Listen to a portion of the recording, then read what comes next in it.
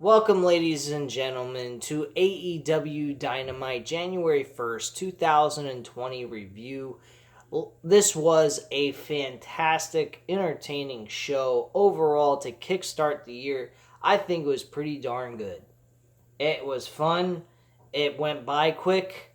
It didn't feel like a piece of crap with full of bullshit gimmick, promos, and BS throughout the entire night. This was a hell of a lot better than December 18th's episode. This was good, solid action overall and fun as fuck. And the main event was fun as shit to watch. These guys kicked the shit out of each other. So good match overall for the main event. I got everything written down for me, so I don't have to use the computer or anything to go over these matches with you guys and the bit of segments that they had throughout the show. MJF fucking hit it on all cylinders. Again, this guy is fucking unbelievable as a bad guy. I love this dude. He's a fucking unbelievable guy. Anyway, let's go through the list of stuff I got written here. Cody goes one-on-one with Darby Allin to kickstart the show. Now, originally, when I first saw this, and they had this match kickstart the show, I was kind of saying to myself, why are they doing that? I was kind of wanting this to be the main event and the six-man tag team match being the kickstart of the show. Now, not that I knew anything like this was going to happen for the main event, so I'm not going to bash it now, but when I was watching it at the time, I kind of was against the idea. But Darby Allin Cody did not deliver the way the six-man tag team matchup delivered in the main event. So I'm kind of glad they did the right thing here, and I was incorrect about my belief that this should have been the main event, because this was not the best match on the card. This was a good match. Cody and Darby Allin, number 2 in their rematch, was a solid match. The way it ended, I did not like. I thought it really sucked. It was a roll-up pinfall, a possum-type pinfall where he kind of plays possum for a little bit and manages to go ahead and get a roll-up pin or some kind of shit. They did a lot of different reversals, and finally Cody got a pin on Darby Allin to get the victory. But in the middle of the match, he hit the crossroads on Darby Allin, and he couldn't get the 3, but yet he can get a roll-up pinfall over Darby Allin. I think that was a load of bullshit. They should have just protected the finisher and call it quits, and Darby Allin lost 1, 2, 3 to the crossroads maneuver. So I think that kind of sucked. Really killed a little bit of the finisher of the crossroads, number 1. Number 2, it also kind of... that finisher really was the best moment and time to close out the match, I felt. The way they kind of finished it with that roll-up pin by Cody on Darby Allin, didn't particularly like it. Kind of felt like an anticlimactic ending. I think the crossroads would have been the best way of closing out the match. So I disagree with the ending of that matchup, but the match itself overall was pretty solid in itself, and Cody picks up the victory. After the match was over, we go backstage. We get an interview for SCU, and basically in this situation, Sammy Guevara, he comes into this interview and interferes with the conversation that they're having with the reporter backstage. Basically, the interviewer asked Scorpio Sky and Frankie Kazarian and Christopher Daniels their thoughts on how their 2020 is going to turn out for them as tag team champions. Of course, they mentioned that we're going to be a really good tag team champions. We're going to represent the tag team division with style and class, whatever way you want to put it. And they look to go ahead and beat as many opponents and defend the title as much as they possibly can, proving that they're one of the best tag teams in the world, of course. Just that kind of generic stuff. Nothing that was word for what I said, but you get what I mean. But Sammy Guevara comes in the middle of this. Now, we get a little bit of a story going on here. A little conflict and friction going on between Christopher Daniels and Sammy Guevara. Now, my one question to this is, why is Sammy Guevara even throwing anything like that at Christopher Daniels to begin with? Christopher Daniels is more of an in-ring competitor and proven himself more times than you can count, and he's won more matches than what Sammy Guevara has won in a month. I mean, like, this guy, Sammy Guevara, has lost more matches than Christopher Daniels has ever lost. I think it's absolutely ridiculous that a guy like Sammy Guevara is throwing his weight around at Christopher Daniels when Christopher Daniels is a way better competitor, number one. Number two, Sammy Guevara has been losing most of his matches, so he ain't even got room to talk. But he did have a match tonight, which he actually wins, which I'll get into with you guys in just a moment, within a couple of different segments leading to that match. Now, this, to me, really stuck out to me like a sore thumb. I thought it was fucking stupid that anyone who's anybody should not be Sammy Guevara acting all cocky and bullshit towards Christopher Daniels saying, oh, look, Scorpio Sky and Frankie Kazarian got tag team gold. What do you got except wrinkles? Now, to me, that seemed a little fucking stupid when you're losing matches left and right and you're basically the weak link of the inner circle. So, me personally, I don't particularly like Sammy Guevara. I did at first, but lately, the last month or so, I've really disliked him. I think he fucking sucks. And he's just a big mouth punk. But, you know, that's just his gimmick. Okay, fine, but to me, he comes across legitimately, that's who he is. Just a fucking prick. So, I don't particularly like him very much whatsoever. Next match was the AEW Women's Championship match with Nyla Rose, Shida, Brett Baker, and Riho for the Women's Championship, with Riho being the champion going into this match. This was actually a solid, entertaining Fatal 4-Ways matchup with a little bit of touch of extreme thrown into it, which I have no problem with that. Now, the problem I do have is Riho retaining her title. Why? Riho has no business being the women's champion. At first, I praised her work. Lately, she ain't cutting the mustard for me. She has been a complete bore. She's not that great in the ring anymore to me. I'm seeing through her bullshit, really. And I just don't particularly think she is worthy enough to be the women's champion anymore. I think her time has passed. Her time has actually passed for months. But she did some good stuff leading into her championship reign.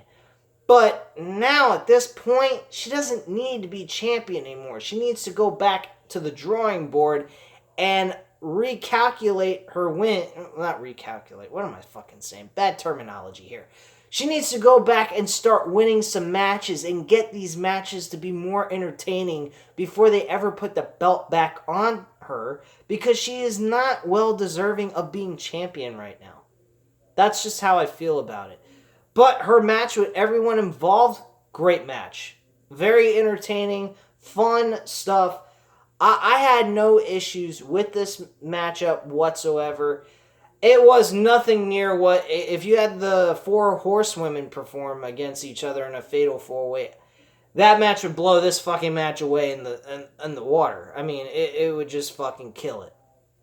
But this match was pretty good for what the roster AEW has for the women's division. So, I have no complaints for it. It was fun. The audience was fucking ecstatic throughout this entire matchup, and were just cheering on this entire match, screaming holy shit for moments that were happening that you normally don't see in AEW.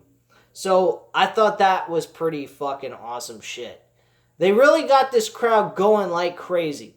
That I will give AEW. They had them fucking on their feet, loud, proud to be there, and happy to pay a ticket to watch this event. And they did a solid job with it. I give them a lot of credit for this fucking show. There was some mishaps and so forth, such as example, Joey Janela being interviewed and attacked by Kip Sabian and his quote-unquote, I guess, manager or girlfriend, whatever, or maybe a mixture of both. I don't fucking know. Don't care. But was low-blowed and then attacked by Kip Sabian and his girlfriend. Didn't particularly care for this. He was being interviewed about how he feels the new year of 2020 is going to be for Joey Janela. And in the middle of a sentence, he gets low-blowed and then kicked in the face by Kip Sabian. Whatever. I don't understand where that fucking came from, but they could have cut that segment clean out of the fucking story, out of the show, and maybe give a few more minutes to the Young Bucks and Omega in the main event match against the Lucha Brothers and Pac. Because this segment did not cut it for me. It didn't make any fucking sense. I don't understand this. Didn't he have a fucking rivalry with Shawn Spears? Now he has some sort of bullshit going on with freaking Kip Sabian? Kip Sabian ain't even that big of a deal. I would rather go with Shawn Spears and Joey Janela for a matchup at Final Resolutions than this bullshit. Sorry, but this is crap. Immediately following that, we had a Dark Order segment explaining their attack on the Elite, being the Rhodes, the Young Bucks, and Omega, and their explanation of why they're doing that, plus also a big-time introduction to their group is going to be announced, I guess, next week or something of that sort, or later on in the coming weeks. I didn't really pay much attention to it outside of the fact that they were mentioning about their reasoning towards attacking the Young Bucks and the Elite in itself. And they're trying to really take over AEW. Now, until they establish a big name singles competitor, they really can't be pushed as that. They are more of a tag team based type faction right now. They have two guys. One's a masked dude, the other's a bald-headed dude that looks like he would be part of the Viking Raiders, for God's sakes, who's a skinnier version of both of those guys. Sorry to say that. But my point being is, they need to have a third guy who is a major name that they want to push. Pac? Maybe. I don't know. Maybe Pac would fit, kind of. I don't know. I think that might be a bad idea, though, for Pac. I think he's doing fine by himself. I don't think he needs to be with any faction of any kind. He just needs to go ahead and stack up some wins here and there, and then be able to push for a world championship match later on during this year.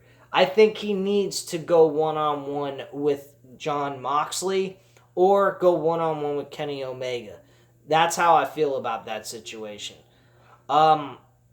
Just a quick base here. What I think should be the title winners for the World Championship for this year. Jon Moxley should win the world title at Final Resolutions against Chris Jericho. It's time for Jericho to lose the fucking belt. Then immediately after that, I think at All Out, I think Jon Moxley should lose the World Championship. Have a series of World Championship matches on TV against some decent opponents, and get their names out there. Do the same thing you did with Jericho, only this time have Jon Moxley defend it a little bit more. Make him be the fighting champion that we all want to have for AEW's world title. So I think that would be a good idea. Sprinkle some world championship title matches here and there, leading into All Out in August. So that's how I would touch this and kind of do this to give some legitimacy to Jon Moxley's title reign and actually be a dominant champion. So that's how I would do that. And that would also give us, the fans, some really fun World Championship title matches to see how he performs under the big lights in a main event type, structure here. Him going up against Jericho, we all know that's going to turn out to be a good match. But for him to compete against some unknown names that we are not familiar with, that are actually legit challengers for the fucking world title, I'd be cool with.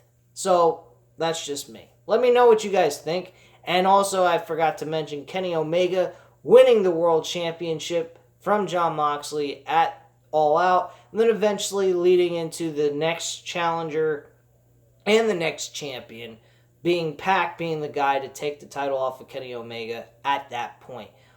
So do I see Pac winning the world title now? No. I think this is a good year for Pac to be on a winning streak, beating some really good name opponents, and they need to introduce some new stars into this company because eventually that is going to get stale with him facing other opponents that he probably has already faced once before. So that's just my overall idea about all this. So that was that about Dark Order and all that bullshit. Jon Moxley then competes one-on-one against Trent Beretta, who no longer goes by Beretta, just Trent itself. He wins this match in a very solid, stiff match. A very close match, but not a match where you believe Trent was going to win.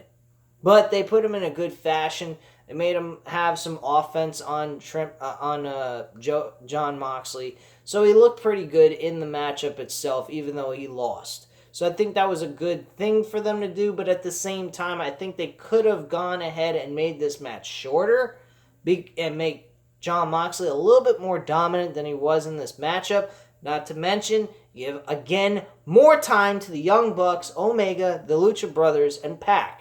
The six-man tag team matchup was a solid match, and it deserved more time. That I will mention later on again, as I just stated that, which I shouldn't have, but whatever. You get what I mean. But yeah, Jon Moxley wins this match, beats Trent. Immediately after that, we got Guevara walking through the audience. Now, if you're a conning man, if you're a guy trying to sell someone on an idea, especially to join a faction of your own where you're the world champion, and you're scared shitless that your title reign is coming to an end because of a man like Jon Moxley who's on a tear right now, kicking everyone's asses, you're going to want to try to get him on your faction instead of competing against him, of course. That's the whole point of this storyline. And if you don't realize that, you got some serious fucking problems. But I'm more than certain that most people, at least 99.9% of people, understand what the fuck this storyline is going to lead to. It's very predictable. It's been done before on multiple different occasions. You could go with Batista and Triple H for all cases in a reverse manner. Batista being part of Evolution, Triple H not wanting to have to defend the world title against Batista at WrestleMania 21, and he's trying to con Batista to join SmackDown and have Evolution own both world championships simultaneously. Well, in this situation, it's kind of in the reverse psychology. So basically the situation is Jericho wants Jon Moxley to join the faction of the Inner Circle. He proposes some really good, perks to joining the Inner Circle. Number one, he would actually get the ability to have 40% ownership of all merchandise sales and money making or profit that goes on within the Inner Circle. That's number one. That's a huge fucking proposal and perk to being part of the Inner Circle.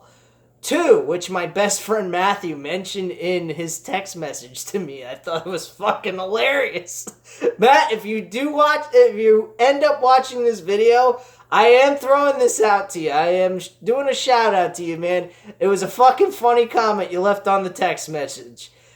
He mentions that the vehicle that's offered to him by Chris Jericho, he says, BJ, I go by, my name's Bruce, but my nickname's BJ because I'm Bruce Jr., so I go by BJ, so yeah, clarify all that. So my friend Matt, he goes ahead and he says, yo, dude, I gotta say one thing. If Jon Moxley doesn't want to take that car, I'll fucking take it. And I totally agree with him. I thought that was a funny fucking comment that came out of his mouth. Great comment, Matt. Gotta throw that at you, man. But yeah, he even offers him a fucking vehicle that's probably worth $200,000 or more. And he threw a great proposal to him to take the offer and be part of the inner circle. But let's get real with ourselves. What is he really trying to do outside of get him away from the world title? He also wants him to be a leader with the inner circle as a way of saying, hey, I'm not going to be able to do this forever. I want you to take my spot when I'm done. Sounds so very much like Triple H's evolution. If you think about it. Only Triple H wasn't at the end of his career at the time. He was still in a little bit of his prime of his career. It was kind of coming near the end of the prime of his career, truthfully. But he was still, had more years left in him. Jericho maybe has about 2 or 3 years if he's lucky. He's almost 50 years old. There ain't much more Jericho can prove or do at this point in his career. And he is really, really fucking out of shape. He needs to get back into shape. He needs to lose that beer belly. I don't know what he's been doing, drinking too much of the bubbly. I don't think he's been drinking a little. I think he's been drinking a lot of the bubbly. So let's get real.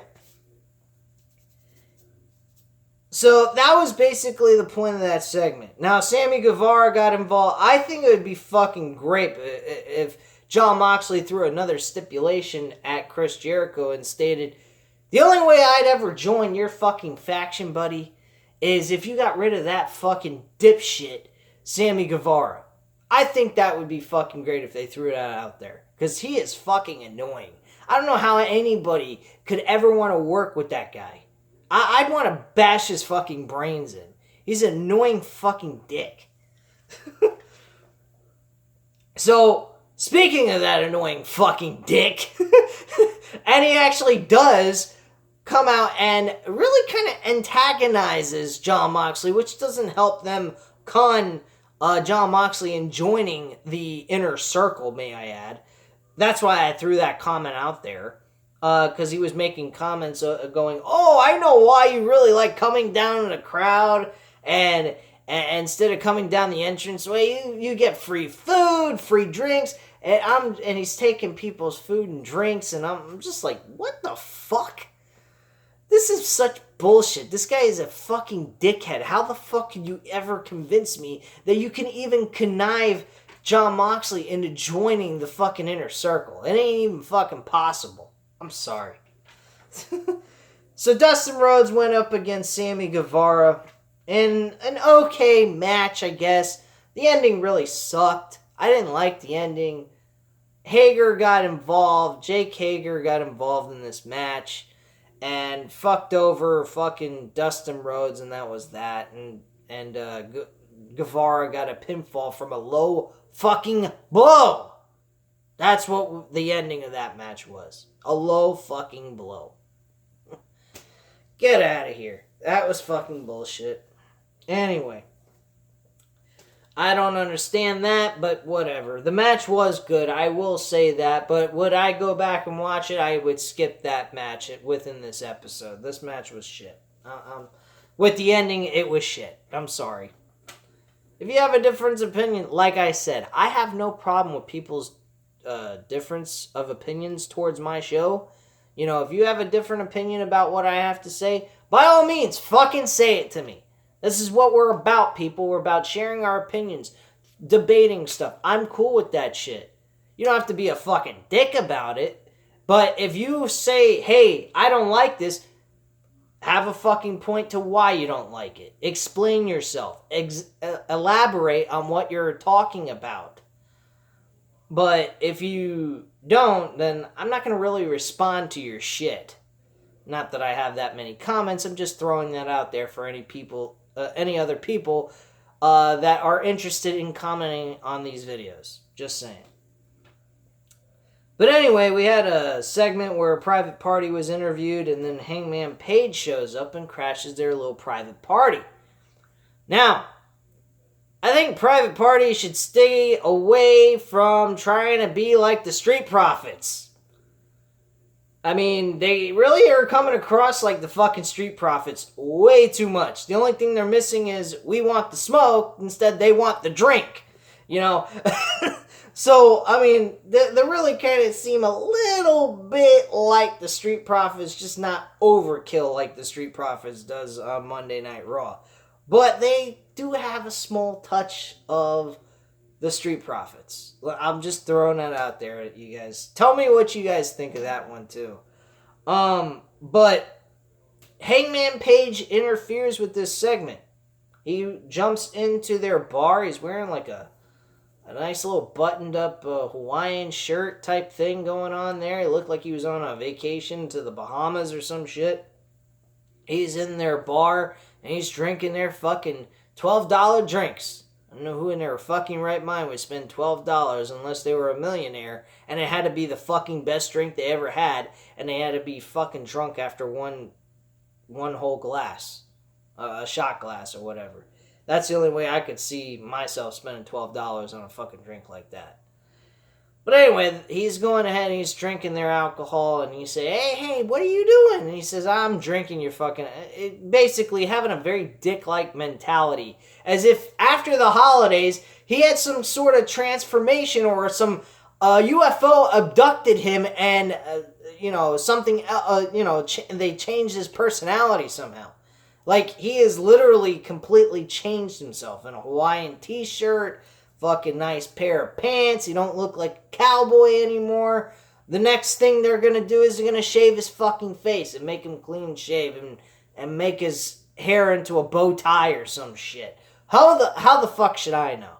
But he's just randomly just changed into this ultimate dick that he should have been a couple of weeks ago and should have lost at fucking Full Gear, may I add, to Pac. Pac should have won that fucking match. Again, like I mentioned, I wanted Pac to win that match, and they didn't deliver on that. And then, all of a sudden, fucking Hangman Page has become a heel? Out of what? From what caused him to do that? Kenny Omega has no beef with him. He's acting like a prick to Kenny Omega? I don't get this. And now he doesn't like his friends. That makes no fucking sense. It would have made sense if he lost to Pac, and he's on a losing streak, and he doesn't feel happy with himself or where he's at with his career. That I could understand. I could understand him forcing himself in a fucking tag team match with Kenny Omega to pick up a fucking victory for himself to finally get a W under his record. That I could understand. If he lost to Pac, but he didn't. So, all this shit is for nothing. He's been on a winning streak, and yet he's turning into a prick. It's totally opposite of what they are doing. Or what they should have done. Whatever way you want to put it. But the point is, he should have lost to Pac in Full Gear on November 9th and been on a losing streak until he finally tagged himself in that match with him and Kenny Omega, and he picked up a victory. That would have made sense.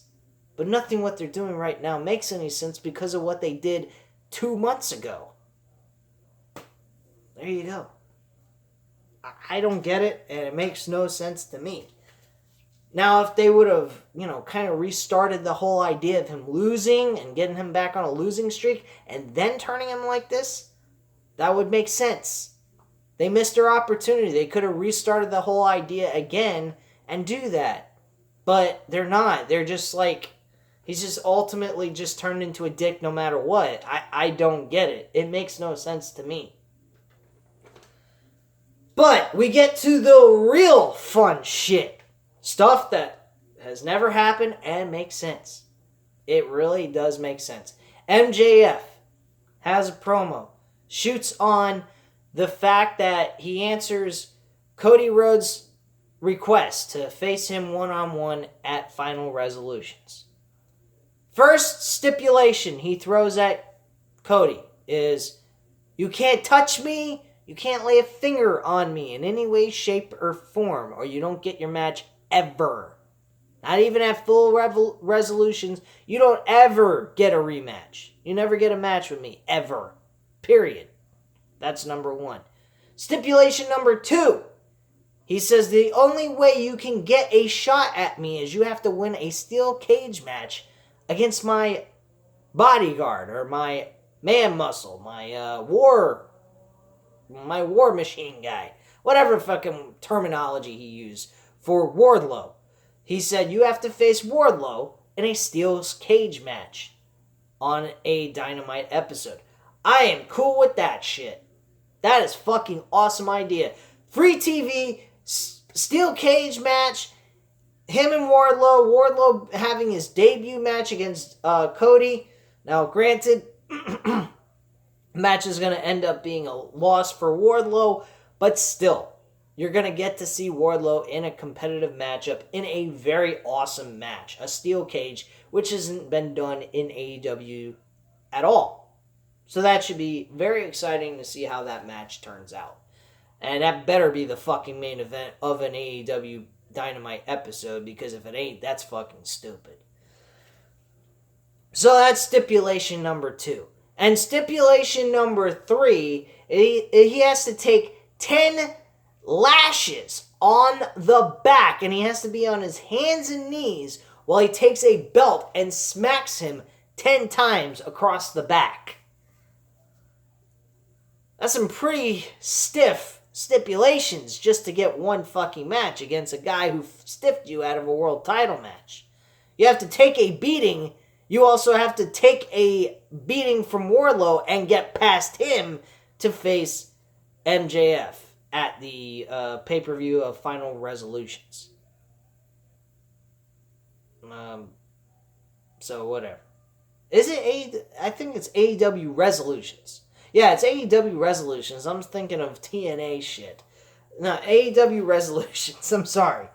So yeah, AEW Resolutions is the name of the pay-per-view, of course. I fucked it up. I'm sorry about that.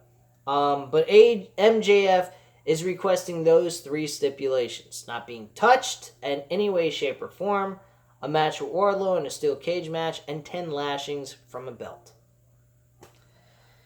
Some heavy-duty shit. Then things got a little AWire after this promo. And by the way, MJF was... One thing MJF does that I wish I keep saying, especially with Seth Rollins. I'm going to mention Seth Rollins in this. He has some beef with the fans because the fans have some beef with him with the remarks he's made about them in the past, leading up to this hatred between him and the audience. Now, I like the change. Some people don't, and that's fine. Me, I like the change of Seth Rollins, and I'm sorry I'm bringing up WWE stuff on an AEW Dynamite review, but I have a point here. Seth Rollins has beef with the fans, but yet he's not interacting with the audience, and really not in a great format of like what MJF did tonight. MJF came to the audience while we were on commercial break. You can see in the 2-screen deal that he's coming through the audience, or coming down the ramp, and he's kind of interacting with the crowd. Some girls are actually kissing him, which, gee, I wish I was him. And they weren't that bad looking either. But anyway, he was interacting with the crowd, being a dick, having some altercations with another fan. Now, I don't know if these guys are actually paid to do this, or they're actually allowed to be able to interact with the performers and actually do some fun shit like that. If that's the case, kudos to AEW, because that is one thing that ECW did. They interacted with their crowd. That is the number one thing you should always want to do. Have your crowd part of your fucking show.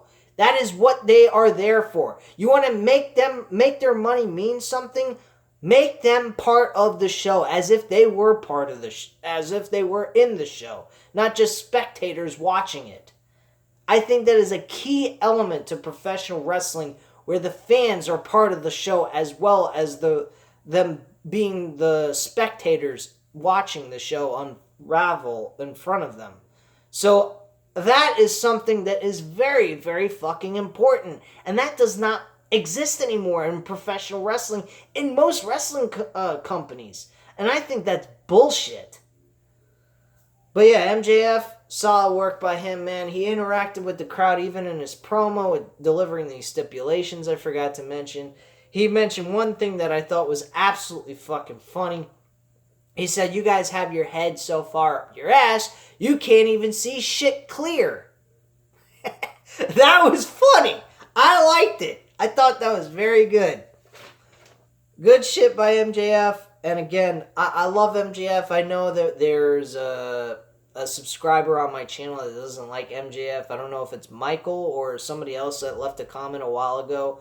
About a couple of weeks ago, I did a review, and I mentioned that I like MJF, and one of my subscribers don't like him. And that's fine. By all means, they think he's a little too childish with his gimmick, and he's kind of retarded. And if that's the case, hey, by all means, I can see your point, but still, at the end of the day, I think he's a lot better than most professional wrestlers when it comes to talking on a mic. Actual in-ring stuff, he hasn't done a whole lot since he's joined AEW. So until he gets in the ring and displays some more of his wrestling ability, then I'll start commenting about that. But for right now, as a character and a entertainer, he is doing his part as a heel. I'm just saying that. Jungle Boy was actually interviewed about the match he had with Chris Jericho. He said he was very proud of himself, yet he didn't win the match. But he is very happy about this new year coming up for 2020. He thinks big things will come to him and the rest of his group. Do I see that? Yes. I absolutely see them winning tag team gold eventually this year. That I do see. If they don't, that would be a disappointment. Because they're a good fucking tag team. I will give them that. But Jungle Boy as a singles competitor right now, get rid of the fucking gimmick. It's not going to work as a singles competitor. You will die off immediately. You need something more serious. This character is noteworthy for a tag team. Not as a fucking individual singles competitor where you win the world title. I'm sorry. Anybody that is named Jungle Boy and owns the AEW world title as any AEW world champion, that's a fucking idiotic move. That's a fucking dumb move. Sorry. Brett Baker also made some comments towards Riho. She was actually going to be interviewed about her match that she's having with Chris Statlander and her match that she should have had tonight. And Brett Baker was upset with some of the things that happened, which I agree with. She worked most of the match. She almost came close to winning, and then she got screwed out of the match with Riho jumping in there, doing a roll-up pin on Brett Baker, and stealing the victory. And then she disappears. That made a lot of sense. Very good job by AEW Creative. I think that worked out very well. This could lead to Brett Baker becoming a heel, unfortunately. But at the end of the day, who gives a shit? This may lead to Brett Baker becoming something bigger than what she already is right now. And then the main event was the Young Bucks and Kenny Omega versus the Lucha Brothers and Pac. Now, this match deserved a lot more time. The match didn't even really start until 9:45. I think this match should have had another 15 minutes added to it. It should have been started at 9:30. Truth of the matter, that's how I feel. I think this match should have started at 9:30, got a solid 30-minute matchup. These guys would have done a fantastic job. They already were doing really well with just the amount of time they had left, but unfortunately, that was not the case. The match itself, solid fucking match. I mean, for 6-man tag team action, you don't see action like this very often. So, great job. Omega picks up the victory for his team. Hits the finisher on, I think, Pentagon. Yeah, he hit the finisher on Pentagon with the one-wing angel and hit the maneuver and got the 1-2-3. He also hit a very solid shot, V-trigger, right into Pentagon's fucking chest or the side of his face. He was stunned. He picked him up, hit the one-wing angel, and got the 1-2-3, and that was that. So that was pretty much the overall show, guys. Would I recommend you guys going back and watching it? Absolutely. This was a well worth your time type episode, especially something to go back and watch if you already watched it. So, I highly recommend it. And I don't recommend too many shows to go back and watch on any wrestling promotion except for NXT and AEW. So, other than those two promotions, I wouldn't recommend going back and watching any other fucking bullshit. As you guys already noticed, I haven't really done a whole lot on Impact Wrestling simply because there's nothing worth watching on it. It is just a dead fucking product that is going nowhere. I try to keep up with it, but it is sometimes so fucking boring that I just don't give a shit. But anyway, I just wanted to throw that out there to you guys because the fact I wanted to mention why I haven't reviewed any Impact shows. Anyway, guys, I hope you enjoyed the review. Hit the like button if you did. And on top of that, hit the subscribe button if you're not subscribed to the channel. And leave a comment down below. I will always respond to your comments. I always do. If you don't believe me, ask Michael.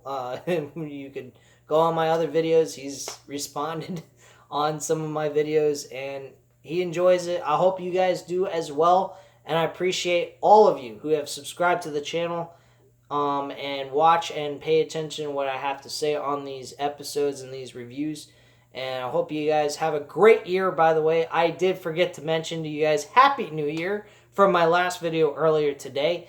So yes, Happy New Year to all of you guys. And I hope to see new subscribers on this channel leading me into the new year. And provide you guys with the most entertaining possible shit I can give you guys for reviewing wrestling products and wrestling shows. Anyway, guys, I thank you very much. I have to go hit the hay. I got work tomorrow, starting the new year off at this fucking job of mine. What fun I'm going to have. But anyway, guys, thank you very much for watching, and have a great night.